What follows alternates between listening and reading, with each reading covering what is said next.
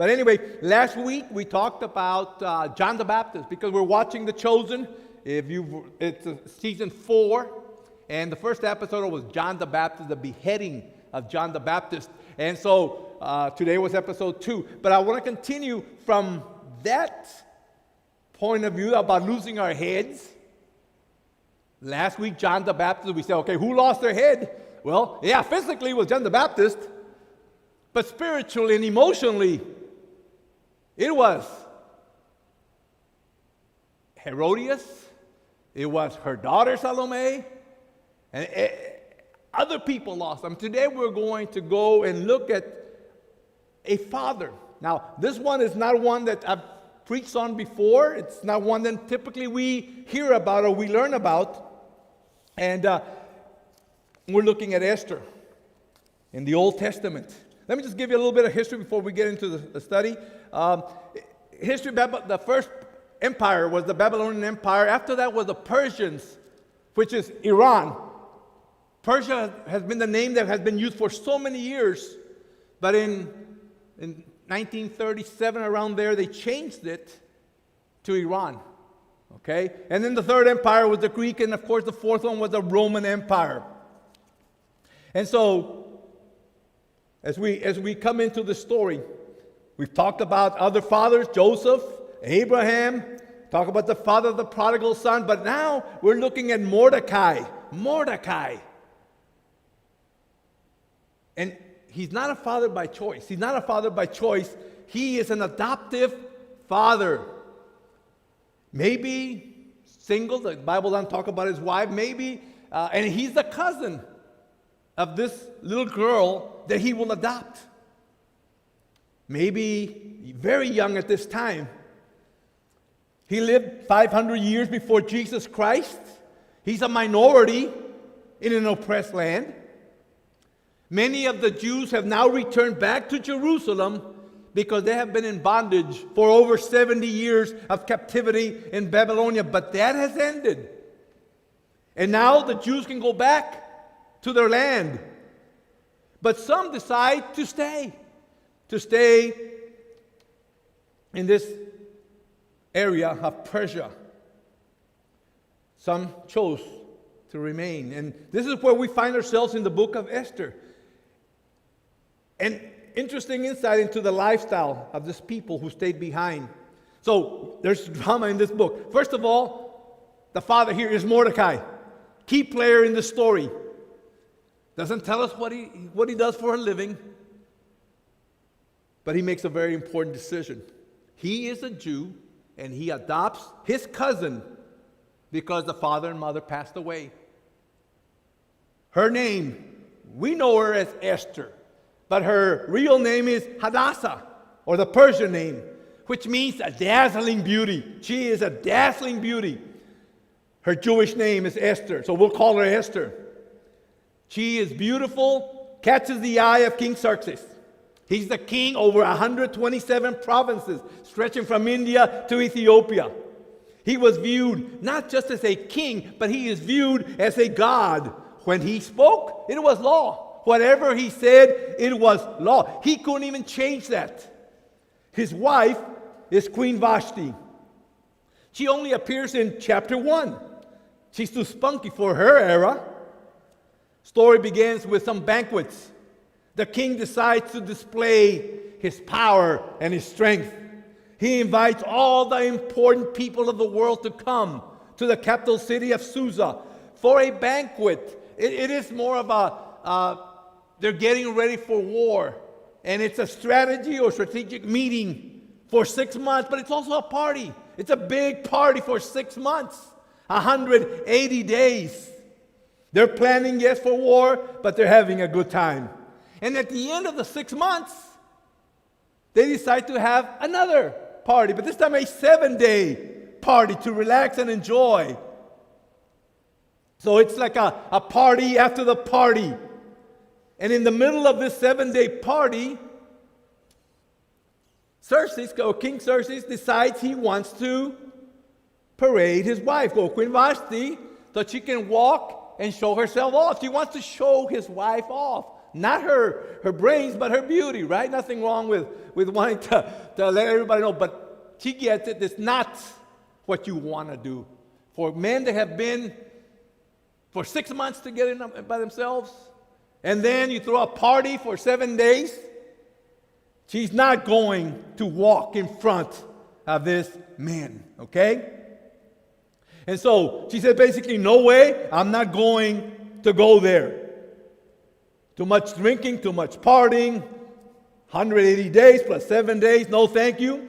She refuses. And so King Xerxes is not happy. The decision is made to remove her. Too bad, you don't show up, you're gone. And so he sends a letter throughout the kingdom, and this letter basically announced that every man should be ruler over his own household. Submission by legislation. The consequences, Queen Vashti is no longer queen, so they need a new queen. They need a new queen. What will they do? Star search, right? And so the ladies come. Think about this. There's 50 million people, so that means about half of them being women, 25 million people or ladies from whom to choose from for the queen. And so they decide to have this contest to see who will be the next queen. See who catches the eye of King Xerxes. And guess who it is? It's Esther. Esther. And so we meet her here in Esther 2:7. So let's go to the verses. Esther 2:7. We have it up on the screen. Mordecai had a cousin named Hadassah, whom he had brought up because she had neither a father or mother. So the first thing about good fathers, you keep deciding to be a good father every day. Every day that we wake up, we say, how can I be a better father today? So Mordecai decides to be a father. Somehow this little girl was left with no father, no mother. It's easy for him to have said, well, it's not for me. I don't want to be a dad. I don't want to be taking care of her. Not ready, not mine, not possible. I'll find somebody else to take care of her, maybe send her to Jerusalem. But something in him said, I can raise this child. I can be that father that this little girl needs. And for 9 months, our wives carried our children, right? In their womb. They got to know the kids pretty well. Women can feel the baby turn and kick. They have morning sickness. They go through sleepless nights. Men, we can't relate to what our wives are going through. And when the child is born 9 months later, the mother welcomes the little boy, little girl as a friend. She already knows the child. But we guys, we just stand back, still shocked of what we just witnessed. And now we look at that little baby that is born like a stranger. Yet at that moment, if those parents that remember that first child, and questions going through your mind, and I remember when I said, okay, I'm gonna be a father. I'm gonna be the best father I can be for this little girl. And so we remember those days. And so it finally hits us, right, as dads. But mom has already been there. And so it was just the beginning. And they lived, our wives lived it for 9 months. And somehow at that point, we as fathers, we kind of understood what it was before us. Fatherhood doesn't begin at conception for dads. For the moms, yes. Most of us thought about it as it starts at delivery. That's when we get into it. But for mothers, from the very beginning, from conception. And we decide, I'm going to be dad. And we begin this whole new lifestyle called fatherhood, which is, in essence, a series of decisions every day about how we are to be fathers. We would drive home from work, and we have to take our work hat off and put on our father hat. things would change. We resign from our work schedules and volunteer daily to be fathers. And that's what Mordecai did. So in scene 1, the queen, or Queen Vashti, she's lost or she's kicked out. Scene 2, the queen is found. We find another queen, and that's Esther. Becomes a new queen. In scene 3, there's a plot that is discovered. There are 2 people that Mordecai overhears near the gates, and they're plotting to overthrow the king. Mordecai hanging around. Wouldn't you? If you knew later on that your daughter is the queen, and you can't go into the palace, but you want to be close. So he's every day in the mornings and around the gates trying to hear the latest, or maybe get a glimpse of his daughter. But while he's there, he hears about a plot to overthrow the king, and Mordecai hears it. These 2 guys, Bigthane and Teresh, they're plotting to overthrow the king. Mordecai overhears the plot, and he tells Esther, and Esther tells the right people, and the plan is thwarted. Look at the next verse, Esther 2:23. And when the report was investigated and found to be true, the 2 officials were impaled on poles. All this was recorded in the book of the annals in the presence of the king. This is important because everything that was done was written down. They just went through it very quickly. But it's important that everything was written down about these 2 guys. They were plotting to kill the king. So in scene 4, now the villain enters. His name is Haman. He is an arrogant guy.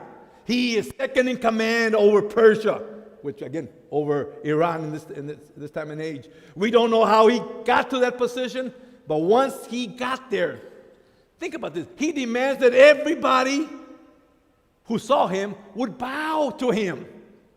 What kind of a guy is this? Everybody must bow in your presence. You walk, and there as he would walk every day, everybody bows to him.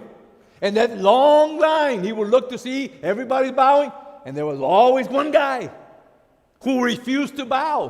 One guy who was always standing up, and that was Mordecai. He would not bow to anyone except God. And this infuriated him. He wasn't happy that this guy kept standing. Because Mordecai had one God, and that was the one true God, Jehovah. He would not bow to any mere man. So how do you think that made Haman feel? Insulted, yes, but he wants to destroy Mordecai. Haman decides how he's going to annihilate the entire nation of Jews. Nothing new. This has always happened. He wants to get rid of the Jews, annihilate them. You saw that with Herod, and get rid of all the Jews, so the Jewish babies. And it's always been the plan. Of course, I've told you, if Satan can do that, if he can get rid of the Jewish people, he can say, see, Bible is not right. It is wrong. There's no such thing. And he's been trying over and over to get rid of the Jewish people. Too bad he won't be able to do that. Had one person tell me this past week that Israel is not, doesn't matter. That the true Israel now, or the spiritual Jews, is the church. No. Yes, we are Christians, but we don't replace the Jewish people. There's a place for them. There's a place for the church. And so we see here, the second point that I want to is children will catch character from a good father. We sang right now, you're a good father, right? That's who you are. And talking about God, but it's also talking about our fathers. And so as we look at a good father, another characteristic, look at the character of Mordecai. You already know, most of you know the story already. You know that Esther will demonstrate courage that will save a nation. She will show courage in the midst of what's going on, and she will save the nation. She will demonstrate this courage. Where did she get this? Where did she get this courage? We understand that crisis does not develop character. Crisis reveals character. In the midst of crisis, character is revealed that is within. It's within us. And then another thing about character, it's caught. It's not taught. It's like a lot of things you can. One of the things that when I started knocking on doors or sharing Christ with people, it's something that you just can't learn. It's something it's caught. You can teach it to people all this time, but it's caught. And children catch character. Children really, when we're kids, we don't like lectures. We didn't like our dad or our mom telling us a whole bunch of stuff, right? But we watch and we catch this character. And so, apparently, Esther caught some courage here because this is a story of courage. And now we have scene 5. We've met Mordecai. We've met Haman. We know that Haman wants to kill all the Jewish people. The decision is made. He convinces King Xerxes it's necessary to get rid of the Jewish people. And Xerxes says, we're going to kill all the people. In Esther 3:13, and I just wanted to read that. It's not on the, I don't have it on the board, but Esther 3:13 says, dispatches were sent by couriers to all the king's provinces with the order to destroy, kill, and annihilate all the Jews, young and old, women, little children, on a single day, 13 months of the 12th month, and to plunder their goods. That was the order to do that. And so, that's in scene 5. Mordecai, when he hears this, he weeps and he fasts. And when Esther, his daughter, sees her father weeping and fasting, she inquires what's going on. Why is Dad crying? Why is he fasting? She's inquiring what happened or what's going to happen. And she responds with these words. Next verse, verse 12. Esther 4, verse 12. When Esther's words were reported to Mordecai, look at verse 13. He sent back this answer. Do not think, this is Mordecai sending it to Esther, the daughter. Do not think that because you are in the king's house, you alone of all the Jews will escape. 14. For if you remain silent, talking to his daughter, right? If you remain silent at this time, relief and deliverance for the Jews will arise from another place. But you and your father's family will perish. And who knows? Here's the key. Who knows but that you have come to your royal position for such a time as this? Who knows? Daughter of mine, that everything that has been happening is that you would be here for this perfect time, this perfect place, for such a time as this. Why are we here? Why are you and I here in this 21st century, in this time? Maybe for a time such as this. And so, notice what is happening. Not easy for Mordecai to send his daughter right into the throne room of the king. It's never easy for fathers to send away their kids to summer camp or to send them to universities or college. We never know how they're going to come back, right? I mean, we all know it's our biggest concern. I mean, that was our parents' concern and our grandparents' concern. And you know, that's always the concern of the church. You hear the statistics that once kids graduate from high school, they graduate from church. And you don't see them back for a long time. But, you know, and it's true more and more, you see more and more of that happening. But here, he sees what is happening. We all want to protect our kids all the time. Mordecai knew that there was a time in which his daughter would mature. And that God had a purpose for her. So the question for dads, what is the purpose that we prepare our kids for? What is the challenge that we're preparing them for, equipping them for? Are we helping them to see the bigger picture? To see God's kingdom? To see God's church? Do we equip them for that time so that we can release them? And then we back off and let God or let the archer control their destiny. And that's what Mordecai did. Esther knew something. She knows that she cannot just walk into the king's palace or the throne room, even though he's or she's the wife. She knows that if she goes in there and he doesn't give her the little dip with a scepter, then her head comes off. Just like we talked about last week with John the Baptist losing his head, right? She cannot go, even as the wife, unless she is invited. So she tells all the men and women in Persia, the Jews, to pray and to fast for 3 days. Another thing about good fathers, they challenge their children to live for a purpose. What is our purpose in life? There's a purpose. God created us. He gave us talents, abilities, and goals and personalities. He gave us a whole bunch of, not just for our sake, but for His sake. And so let's go to Esther 5:1. Esther 5:1. On the third day, Esther put on her royal robes and stood in the inner court of the palace in front of the king's hall. The savvy of this woman. She puts on her nicest clothing. She smells good. She looks good. She knows the way to her husband, or King Xerxes' brain is in his eyes. She just stands there in the doorway, right?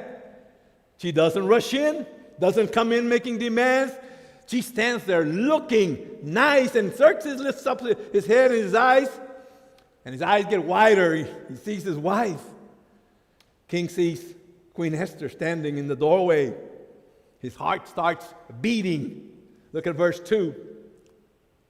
When he saw Queen Esther standing in the court, he was pleased with her and held out to her the gold scepter that was in his hand. So Esther approached and touched the tip of the scepter. Look, so he's pleased with her, right? Come on in. Verse 3. Then the king asked, "What is it, Queen Esther? What is your request?" And then he says, "Even up to half the kingdom, it will be given to you." That's the same question that we saw last week with John the Baptist.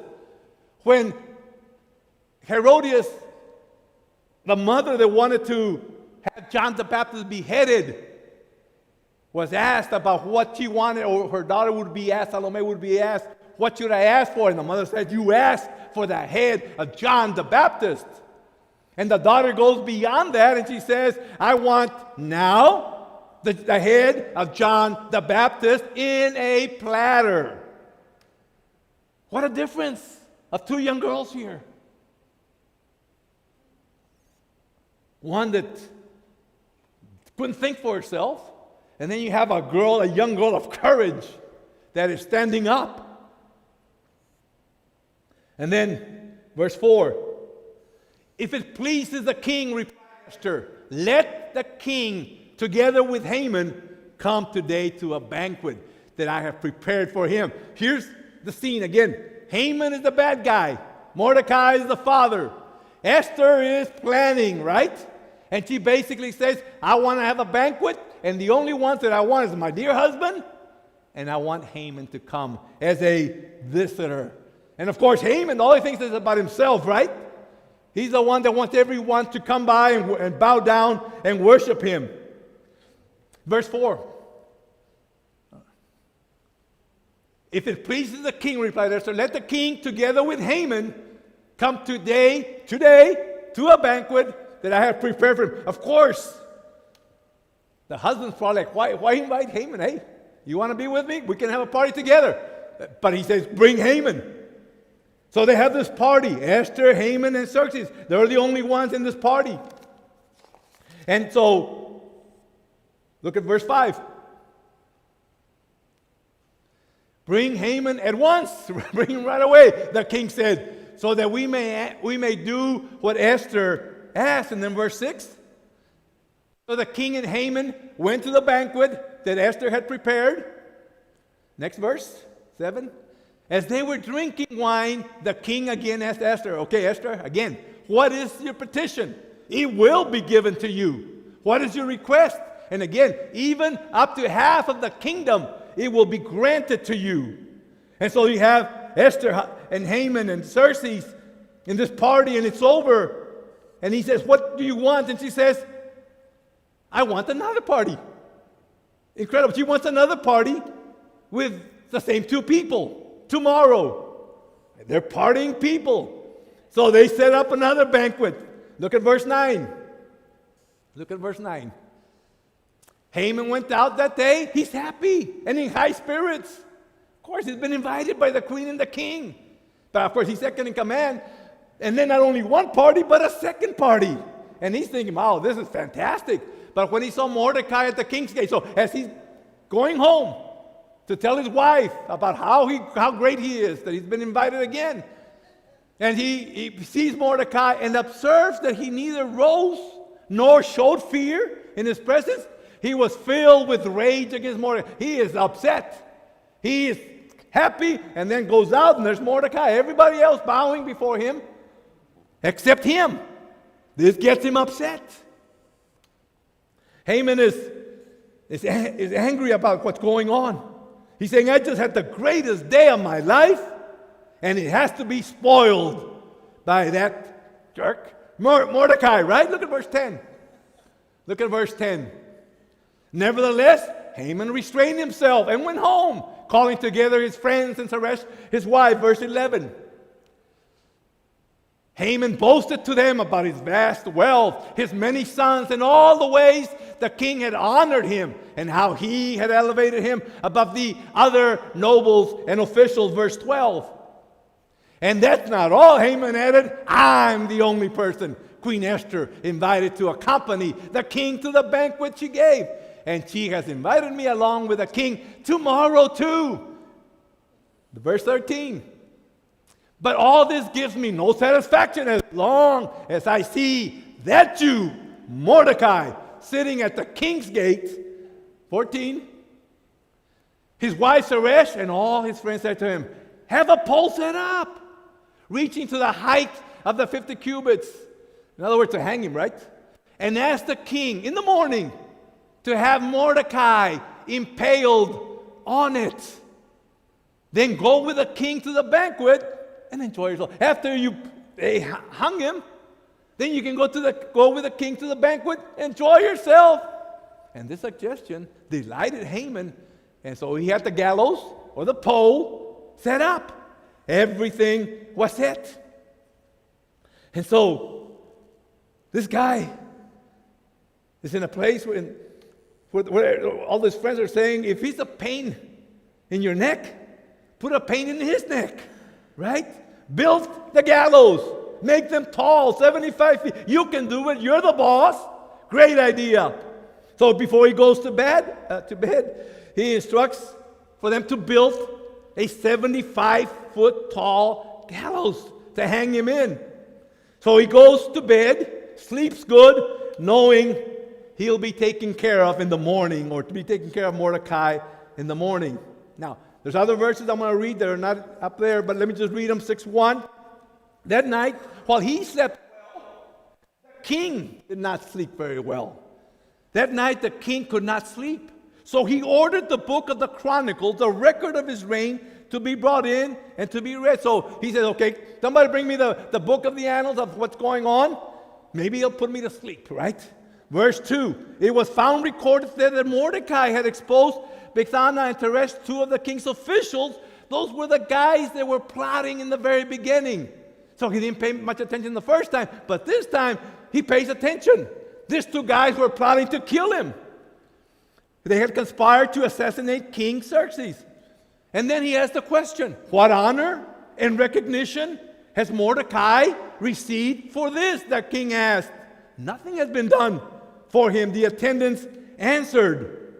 So, as you see this, as he's going through what's going on, he remembers this. And during this time, Haman shows up.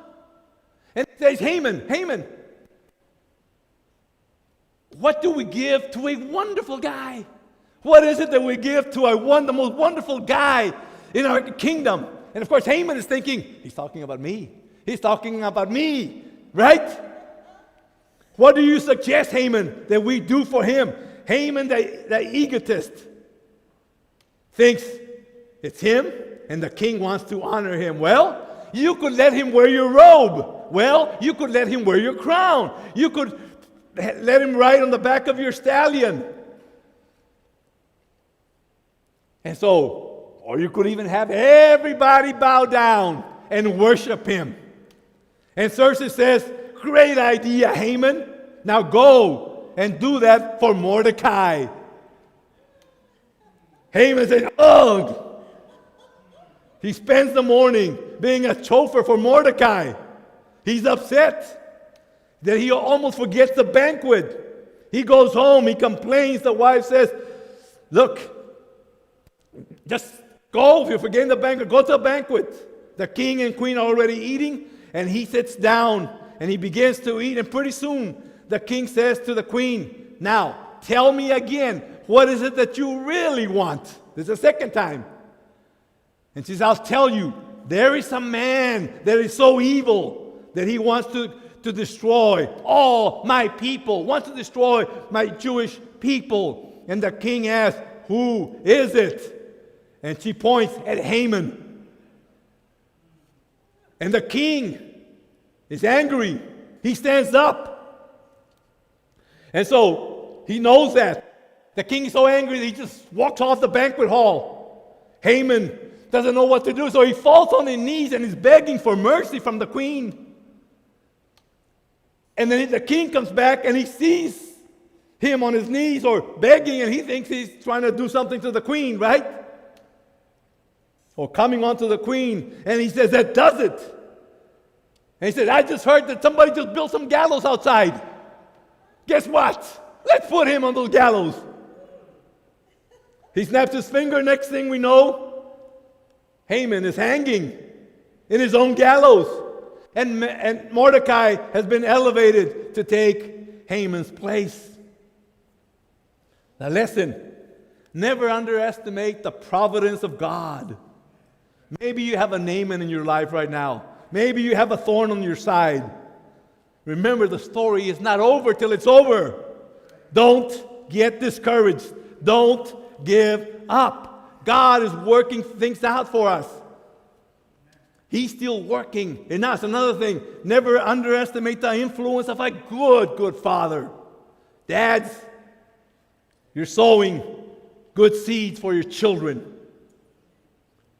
Wherever they are, whether they're still young or in high school, college, or married and with families, we're influencing our children. And we are to do it to the second, third, and fourth generation. You never know who's going to change the world. And if not change the world, maybe just the neighborhood or the workplace. Our kids may be in this time, for such a time as this. May He give us the right words to say. Maybe we'll never be called to speak to a king or queen, but we can speak to teenagers in trouble. Never underestimate the significance of a disciple. She was a little Jewish orphan girl. When we met her, we leave her now as queen of Persia. A lot of us come from humble beginnings, obscure places. Remain faithful. Don't bow before the Hamans of this world. Go in God's time and power. Perhaps it was for this reason you happen to be alive in this world at this time, for such a time as this. God bless you.